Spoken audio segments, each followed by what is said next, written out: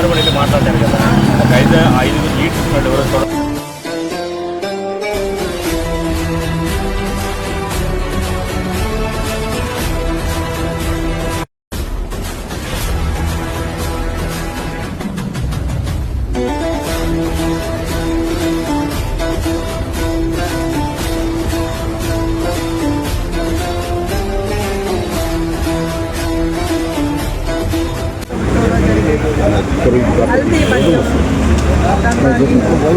వ్యతిరేకంగా మొన్న అలాగే నాటుసారా దొరికింది.